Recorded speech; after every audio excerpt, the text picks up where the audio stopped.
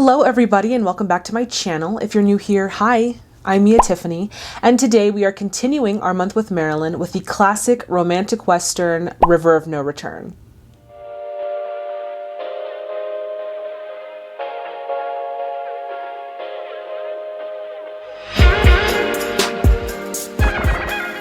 Okay, so before we get started, I would like to shout out my Golden Oscar patrons. Thank you all so much for joining the Patreon squad and supporting the channel. And if you're interested in becoming a patron, I have the link in the description box below.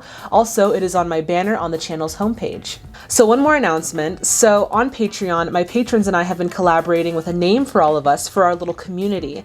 And one name that came up was the Tiffany Club. Now, I really liked this because the Tiffany Club was actually a jazz bar in the 1950s that was frequented by a lot of very famous singers such as Nat King Cole, and also Marilyn Monroe met Ella Fitzgerald at the Tiffany Club. I kind of liked it because it had some history to it, but then also it kind of incorporated my name. So with that being said, from here on out, we will be known as the Tiffany Club. I'm so excited to announce that with all of you. This is kind of cool. We have a little community going. Now onto the film. So, River of No Return was released in 1954, directed by Otto Preminger, starring Marilyn Monroe, Robert Mitchum, and Tommy Rettig, with other notable performances by Rory Calhoun, Mervyn Vai, and Douglas Spencer. Okay, so onto a quick synopsis of the film. It says, the titular river unites a farmer, his young son, and an ambitious saloon singer. In order to survive, each must be purged of anger, and each must learn to understand and care for the others. It sounds wholesome. So at this point, we are going to get into some historical background. For those of you who want to jump right onto the film reaction, go for it. But for those of you who want to stay, we're going to get right into it. So writer Louis Lantz had the idea to recreate Vittorio De Sica's 1948 film, The Bicycle Thief, as an American Western. So Lantz and another writer called Frank Fenton worked on fleshing out the screenplay for his new idea. Originally, this film was set to be a B picture with a humble cast and crew shot in Idaho. However, once word got to Zanuck, he wanted to heighten the stakes. So Zanuck really wanted to utilize two of 20th century's biggest talents, CinemaScope and Marilyn Monroe. With that being said, he decided to reset the film. Instead of it being in Idaho, he wanted it to be in Alberta in Canada. So a little bit about Marilyn now. So as her success grew, so did her backstage insecurities. At this point, she was really relying on Natasha Lytis, her acting coach, which was really becoming problematic for those who were working with her. Specifically, it irritated Otto Preminger behind the set because Lytis would give her notes like drop her breathy tone and enunciate every single word, which Marilyn listened to religiously. And when Preminger tried to give her acting notes, she would not listen to him. She would listen only to Lytis or to her fellow co-stars. So because of this, there was a lot of tension between Lytis and Preminger, and that tension was really starting to boil up. Now, the breaking point, unfortunately, was when Lytis had convinced Tommy Rettig, the young actor playing Robert Mitchum's son, that he had grown out of his talent, which really affected his performance. And once that happened, Preminger had had enough. He barred Lytis from set. Now, unfortunately, if there was no Lytis on set, there was no Marilyn on set, because like I said, she relied on Lytis religiously. So Zanuck had to interfere and call Lytis back to set in order for Marilyn to stay in the film. Now, apart from that fiasco, the relationship between Robert Mitchum and Marilyn Monroe was actually a friendly one. Mitchum thought that Marilyn was very kind and very friendly, and Marilyn thought that Mitchum was very interesting and very fascinating, which really helped their on-screen chemistry as well. This film was a major success for 20th Century Fox. At the box office, it generated $3.8 million, which in today's money is about $77.4 million. At that time, it was quite successful.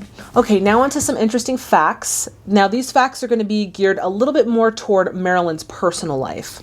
So after having a successful year in 1953, Marilyn entered the new year with a new beau. Now, 2 years prior, in 1952, Marilyn was spotted having dinner with New York Yankees center fielder Joe DiMaggio. Now, after 2 years of courtship, they eventually tied the knot on January 14th, 1954. So for their honeymoon, they decided to tour Tokyo, Japan. En route to Japan, Marilyn was actually asked to detour to Korea to entertain some of the American troops that were stationed in Seoul. And of course, she said yes. Now on her trip to Korea, Marilyn claimed that this was the first time that she, quote, felt like a star. So Marilyn's trip to Korea was a success. Unfortunately though, her marriage to Joe DiMaggio was quickly becoming very sour, just because their careers were going in very different directions. With that being said, I'm very excited to get into River of No Return, but before we do, y'all already know the deal. If you haven't already, please subscribe to the channel and hit that bell notification to stay in the loop. Alright everyone, it is time to grab your snacks, grab your drinks, and let's get into River of No Return. It's so beautiful. Oh, I love this. I also love that they gave us like a little, like a beginning scene where we got to see the landscape. It was almost like a sneak peek at what we were going to get, you know, throughout the film. So that's really cool. And then they kind of shifted to the opening credits. And then the opening credits are like so perfectly in sync with the theme of the movie. I think already I like this. Your Bible, Padre. Don't lose it now. Thank you. I expected to find a small trading post, and instead, oh my God. Sodom and Gomorrah. I love how they're having this conversation and these people in the back there, their carriage literally like broke and they all fell in the water, and the two in the front, the two characters who are talking, are totally oblivious to that. I think that's hilarious. I'm looking for a boy. He was to be delivered here by a man named Marvin. I understand the man took off for the hills almost as soon as they pulled in. What about the boy? Probably walking around here lost. So this man literally just left this poor boy in this very like devious seeming town. Well, if he comes in, would you hold on to him for me? Name is Mark Calder. How old you say? 9. What's your name? I'm not lost. I like that wittiness in his dialogue. It kind of makes him, it enhances his character a little bit. So I'm excited to see how it kind of goes throughout the film, but so far I really like his dialogue. And there's Marilyn. Silver dollar, changing hands, changing hands. I can already tell right here that her voice is very different than her breathy Marilyn voice, you know? Like it sounds deeper, and it might just be because she's singing right now, right? But it already feels different. I still sense the Marilyn there, but it is definitely different than what we've seen thus far. Now take these beers down the street to the barber, and don't spill the beer, boy. Oh. Okay, well those guys suck. I love how this entire city is made up of like tents. Usually you see like actual structures, but I kind of like that it's made up of tents. You want to get yourself a gun? I don't think I need one. Ooh! He took his gun and pushed him to the floor. Like what? Oh man! He fell so dramatically on the floor. I'm your dad. How do I know that? You came from Illinois. Anybody could have found that out. Who's this? My mother. He's this suave, like, Lone Ranger type. I know that he's not like a ranger or anything, but he's like that idea. I really like that in this. I think it's super cute. Hey! I found him! This is him! I hope I see you again sometime. It's a pleasure meeting a gentleman. Thank you. Hey, you're forgetting your things. Oh, It's nice that she took well to the little guy. Like, she easily could have been like, ew, what are you doing here? But she was really kind to him. That's sweet. I've looked around the country and I've got the fever. Ooh, the fever. I love how all the guys are mesmerized. That's hilarious. I love her outfits so far, too. Her dresses are so, like, tight on her body, but it looks really good. Who's gonna help me file my claim tonight? Oh my god, she like ripped that guy's hair back. Oh my god. what are you doing? It's Rory Calhoun. There's no saying, honey. Stick to your peanut stand if you never sell a nut.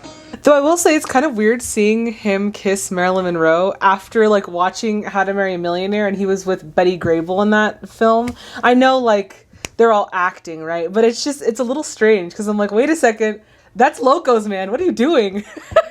I've just done it. I've just won a gold claim right in the heart of the richest strike. And all my life I've been chiseling in penny ante games. This time I got lucky. This is a big one, honey. This is it. So he's like a gambler who's, I guess, gambled his way into a large sum of money, and now he's going to try and stake his claim. That makes sense. We can buy a raft and go to Council City on the river. You got any money? Oh no, he just took all that money out of her hands. All you want is my money. Oh my god, it's so weird seeing them kiss. I'm like, no, that's Loco's man. What are you doing? You can't just go through everything in the world, boy. Man, that landscape is so beautiful. You had it going very good, but we don't want to break our plow or hurt our horse, now do we? Like, what a beautiful place to live. You have that gorgeous landscape and all that land. It's beautiful. Why did you name me Mark? I'm Matthew. Mark follows Matthew. It's the Bible. I was away from you a long time, Mark. So I sent for you. This is it.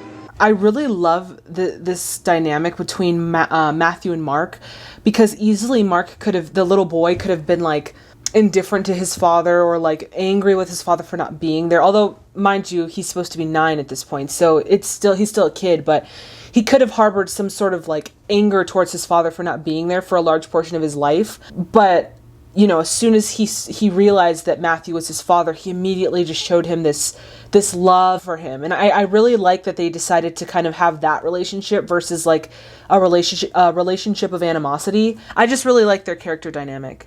You never told me where you were. Come on out here with me and I'll show you. Woo! Matt, Straight shooting, Matt. Rex. You're not afraid of anything. Well, not with you. Matt, look. The kid calls his dad Matt. Oh my god. If I tried that with my dad, he would not like that. Like calling him by his first name. Hold it! Hold it there! Hold it right there!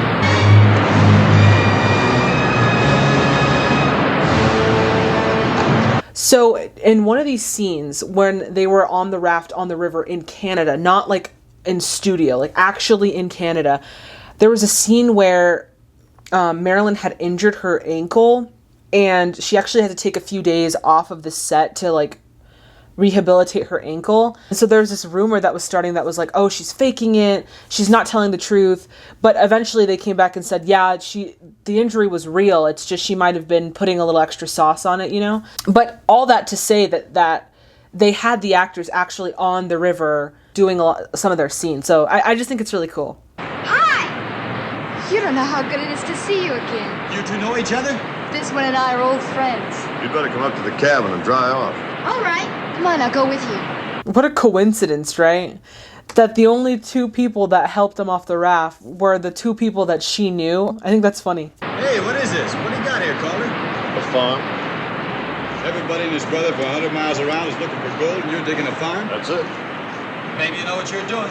I didn't realize how tall Rory Calhoun is. Like, this man is tall. I didn't see it in How to Marry a Millionaire, but I'm noticing like, okay, he's a little taller than I thought originally, and he's really handsome. I'm kind of starting to get flustered a little. Don't I know you from somewhere? Well, that might depend on what you do. I'm a gambler. And you don't know me from anywhere. I always say, what's the difference? Yeah, that's what I always say. Man, Matthew's dialogue is rock solid. I love his dialogue. Pretty elegant, aren't they? Gotta take care of them. They're all I got left. I said you were beautiful. And he said beauty was skin deep. Matt, my dad, he said it was an old saying. It's an old saying by an old crow.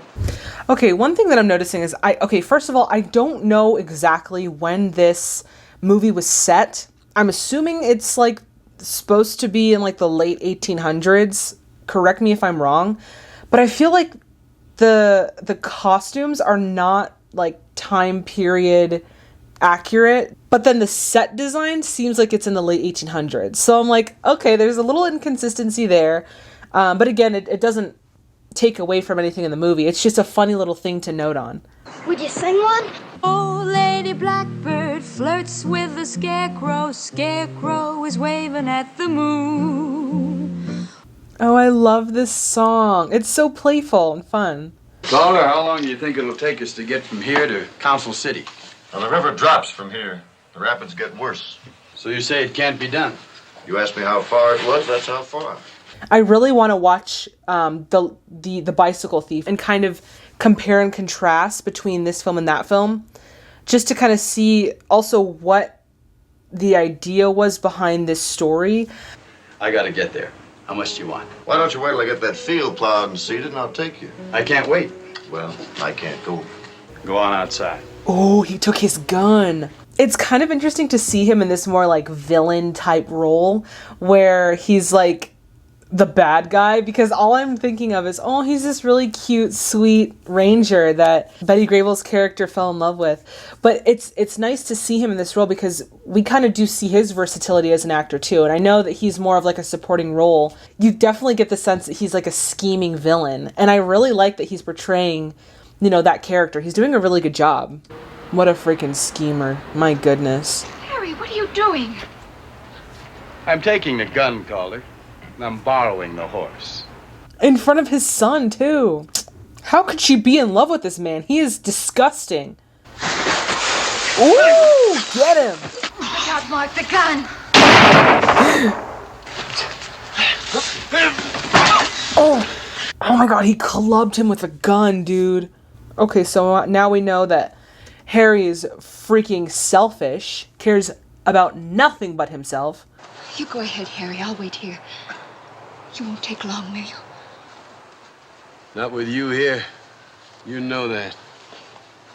I don't like that.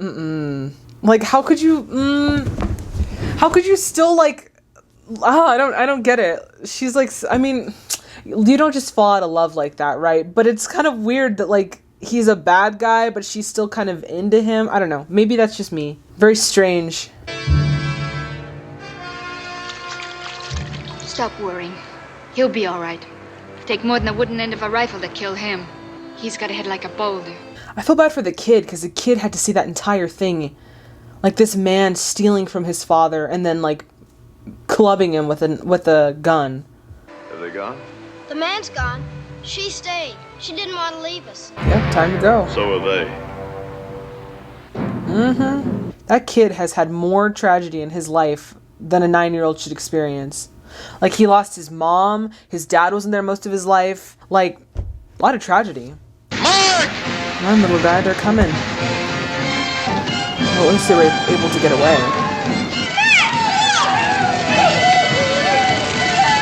Oh my god, they set their house on fire. I guess they can't go back now. There's only forward. All right, hang on. And now they lay claim to the river. How are they able to stay afloat and all that? Oh my god. I do appreciate Preminger, though, for giving us that long shot of them on the river. I think that, again, it just adds to the realistic aspect of this film. I really love that they utilized a lot of their exterior shots for this film, because they could have easily had most of it in studio. But the fact that it's like on location, it just adds to the realism of the film. I really like that. I'm gonna see what I can do with this in the river. The whole country's crawling with Indians, and you're going fishing? There should be some berries around here. I'll pick them. You stay put. Again, it's so cool to see Marilyn in this type of role where she's not like this bubbly, ditzy blonde that's going after a man and his money. It's just so cool to see this different aspect of Marilyn, and then to see her really make it her own character and put her own spice on it. I really like that they allowed her to have more range in this film. I didn't go straight from the cradle to a gold camp. I had to get money to get out. When I met Harry, he wanted the same thing. Then he won the claim. You're going after him, aren't you? Oh yeah, I would be surprised if he wasn't going after him. He literally stole his horse and his gun and then clubbed him in front of his son. That's like, I would go after him too. You're not gonna give him a chance, are you? Sure, I'll give him a chance. Same chance he gave me. And him. Man, I love his dialogue. There's like a wittiness to his dialogue, but it's more like more of like a rugged wittiness. It accentuates his character, makes him a little bit more attractive, that he's so sure of himself. That's just me personally, but I really like his dialogue. She's trying to cut the raft away. Oh, man. Next time you try anything like that, I'll forget that you're a woman. I doubt that. Because she doesn't want him going after Harry, who she loves. Whatever, get out of here. She would risk the lives of the little boy and him for a man that literally, like, stole all their stuff? No. You love that rat so much you'd risk all our lives just to keep me from getting it? That's what I'm saying. You knew you killed a man and went to prison for it. Because you shot him in the back. Oh, dang. Oh, no, and the boy heard. So he killed him. So that's why he was gone from the boy's life, because he was in prison. That makes so much sense. Look, the man was no good. He was trying to kill a friend of mine, so I shot him. You shot him in the back? That's right, I shot him in the back or in the front. What does it matter how you kill a snake? So one thing that Preminger really wanted to accentuate in this film was the actual river, because the river essentially is a supporting character to the overall film. So in a lot of these scenes, he has the river always in view at some point. I think that's such an interesting way to show the character of the river. And also we have different aspects of it. We had, that beginning shot in the beginning where it looked peaceful from afar, but then, when they're on the river, it's more like turbulent and restless. So I really like that he has given some screen time to the river and really created a character out of it. We better get moving. You want to help her with the stuff? The Indians call it the river of no return. From here on, you'll find out why.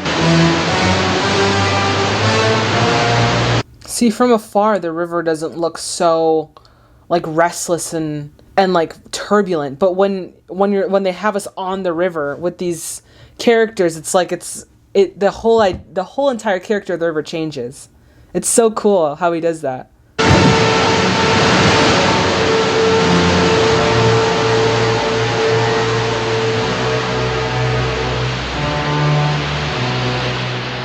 I really love how they've blended because I obviously you can tell when they have the camera on them that they're in studio, but I love how they've blended like the footage that's being shown on the screen behind them with the water that's being thrown at them. It really does look like the water is coming up and splashing them in the face. I like how they kind of blended that.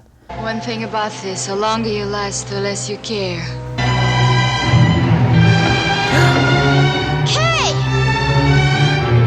Oh, poor thing, she fainted. Oh yeah, she's probably exhausted. You stay out here and keep watch. If you see or hear anything, whistle. Yeah, you look fine. You too. Now get out of those clothes and climb into these blankets. Oh, I hate having like a blanket over me when my clothes are like wet, or like a towel. Ugh, I don't know why, but I absolutely hate that feeling. Is she going to die? No, she's a strong girl. Lie down. Come on. I kind of love how he's taking care of her, even though he seemingly like doesn't care about her. He still takes care of her, which I kind of like. I think it's cute. Okay, he's like giving her a little like he's trying to warm her body up. I know, but it looks like he's trying to give her like a little massage. I'm telling you, he's taking care of her. Yet he's like, oh, I don't care about her. But are you sure you don't care about her? Are you sure? Because it seems like you do. I'm sorry I opened my big mouth in front of the boy. You hurt me and I wanted to hurt you back. At least she was honest. Well, that's the way it works. Mm-hmm. Oh, I see the chemistry building. Okay. I'm not mad at it at all. Why did he kill a man? Sometimes you can't help it. Sometimes it's to save your own life. He said it was to save his friends. That can be the same as your own. I was going to say, yeah, very interesting to see Marilyn kind of drop the Marilyn persona a little bit more in this film. Like, it's very, very subtle. Though she's still doing, like, the facial expressions, which somebody in the comments said that it was distracting. And at first I was like, I don't agree. But now that I'm watching her in this film, it is a little distracting. Now that she's kind of dropped the Marilyn persona significantly. Very interesting. Now, where did she go? Her name's Kay. I know. Why do you hate her? Now, what makes you think I hate her? You treat her bad. I treat her like what she is to me, nothing. He said that so matter-of-factly. He's like, I treat her like what she is to me, nothing. Wow. Then it's only because you hate him, the man who stole from us. Are you going to kill him? You can't steal a man's horse. In this land, that's like stealing his life. What he did to us might have taken our lives. So basically he's saying, like, I have no choice. Like, this is a principle. It's the law of the land. If you steal, you have to pay for what you've done. I get that in the context of this film. I understand that. You don't have to hate me just because you hate him. I don't hate you. What? Oh my god, he's like trying to take advantage of her.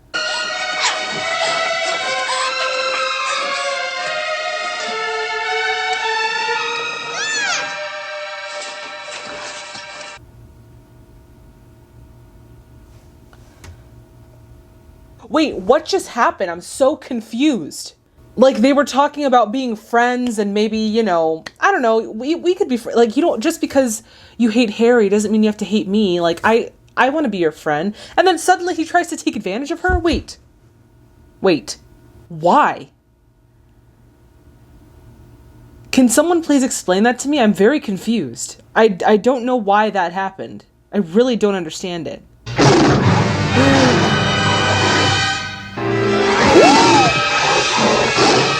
Oh my god, he's fighting a mountain lion!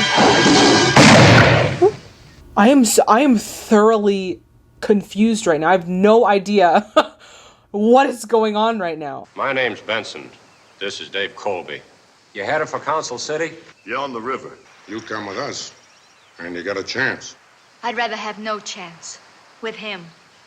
Also, I'm so confused as to, like, the way that she's, like, reacting to this situation. Like, he just tried to take advantage of her, and now she's kind of like it didn't happen almost. I'm a little confused. This scene is a little confusing. Just take your meat and get out. Okay. I'm not gonna lie, this fight scene's a little strange without music. It's a little strange. Like, shouldn't there be some intense music happening right now? No, it's like super anticlimactic. And they're not even making, you know how, like, in, like, fight scenes, they're like, people are grunting when they're like, ugh. They're not even doing that. It's just a silent fight scene. It's kind of funny because there's no music underneath it. There's no, like, you know, fighting noises underneath it. It's just a really awkward, silent fight scene, and everyone's watching it like, what are they doing? Don't leave his rifle. Just take yours. All right, now you can get out. I hope this river don't kill you, Calder. I hope it leaves you for me. You know, I think the movie could have done well without that entire scene. It made no sense, and I don't feel like it really served a purpose to the overall plot. Maybe it did. Maybe I'm wrong. I just didn't get it at all.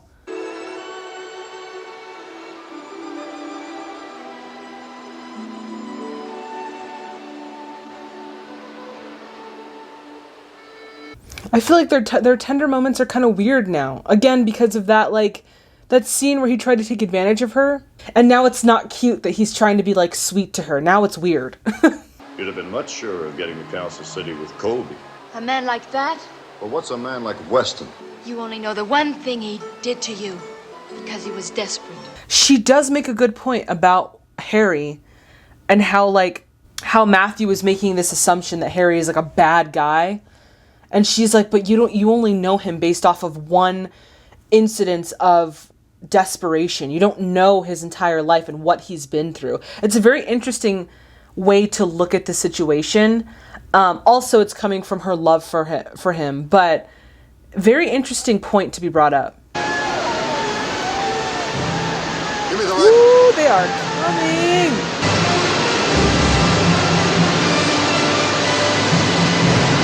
They're like, we gonna get you. One way or another. We gonna get you. And there they go into the rapids.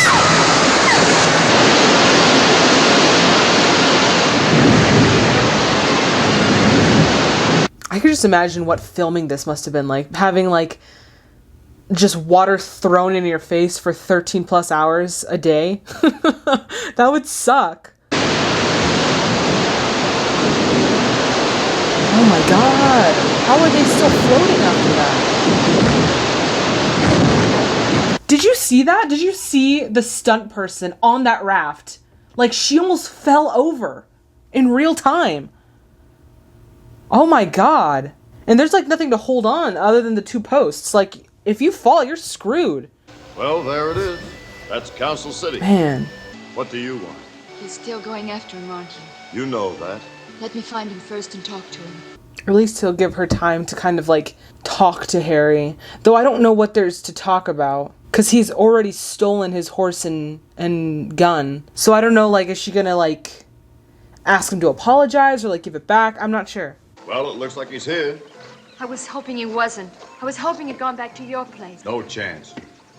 But why did he stay here? Because he knew I'd never make it. So Harry had no intention of going back to Matthew's place because he thought that Matthew wasn't going to make it to town. So he was just intending to leave his so-called lover with this man to die or to like not make it back to him. Oh my god, what a douche. All my life I waited for the one big chance a man gets, and this is mine. All right, Kay, I'll talk to him. What's that for? In case he's hard of hearing. Wow. So he's basically like, I'm gonna get to the top and I don't care who I have to nick off or who I have to like kill off to get there, you know? But at the same time, I'm still like, Rory Calhoun, he's so handsome. Oh, he sees him. Don't offer him anything. Just Look at that tell him smug the truth. look on his face, like, oh, I'm gonna win Listen to me, this. Harry. Oh my god, did he just shoot him? He's so blinded by his own greed. Oh, dang! It was the kid! Oh my god, and the kid did exactly what the dad went to prison for. He killed the man. He shot the man in the back who was trying to kill his best friend. It's all right, Mark. It's all right. You saw it. You know. There was no other Poor way, baby. Mark. It was him or your dad. That poor kid has gone through so much in his young little life. But then now also, what is Kay gonna do? Where's she going? I don't know. She going away now? I don't know. Oh, look at the sadness in her eyes. It's almost like a save me sadness. She's going back to the saloon. Where else can she go? Oh, her shoes. The only thing she had left. I can hear my lover call. In this moment, you really see like the sadness in her eyes of just what's gone on, like her journey down the river with Matthew and Mark, and then the loss of Harry. Like just all of that, you hear it in the song, but then you also see it on her face. I think that's another key indicator that Marilyn was like a fantastic actress. Oh, there's Matthew. Oh, wow, he just takes her. Where are you taking me? Home. Oh, and the shoes that the only thing she had left, she left them. Wow. Definitely an interesting movie. So I think I liked parts of this film. Marilyn's acting in this was so different than what we've seen. To see her in this role that was very different than, you know, the ditzy blonde or the bubbly blonde that we've seen thus far during this month. Yeah, it was very cool. It was very refreshing to see her in this more dramatic role. I loved how the river you really got the sense that the river was the focal point of this film, and it was always in sight. It had different characteristics for different parts of this film. In terms of the film as a whole, cohesively, there were certain parts of it that I didn't understand. Like the whole, you know, scene where he was taking advantage of her. I did not understand that scene at all. It felt so out of place and so wrong in their characters, because the whole time he's seemingly, you know, unfazed by her, or like he didn't really care much about her, and now all of a sudden he's trying to take advantage of her. It just didn't make sense in the context of the film.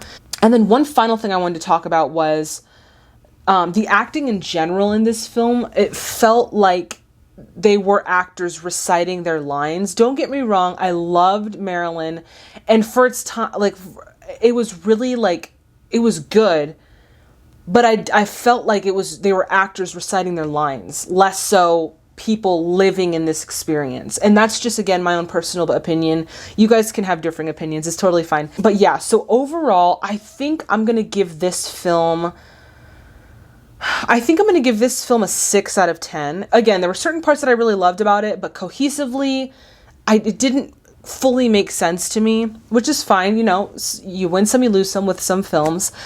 But yeah, I definitely think that was a solid 6 out of 10. Thank you guys so much for watching it with me. All right, everybody, that does it for this video. As always, if you liked it as much as I did, please give it a thumbs up. Also, please subscribe to the channel and hit that bell notification to stay in the loop. So in the next video, we are going to be continuing our month with Marilyn with the film that immortalized her as an icon. We are going to be watching The 7-Year Itch. I am so excited to watch this film. As always, if you haven't seen the film, I suggest that you watch it in its entirety or check out a quick synopsis of it online. Then come back with all your movie insights and all your movie facts, and we are going to talk about it in the comments. I'm so excited. If you have a recommendation of any classic Hollywood film, go ahead and check out that recommendation form. I have it in the description box below. And also feel free to recommend in the comments. I know that some of you like to talk about your recommendations amongst others, so please feel free to recommend in the comments. As always, thank you to the viewers and the subscribers. You guys make this experience so much fun. Everyone, please stay safe and healthy out there, and I'll see all of you in the next video. Bye, everybody.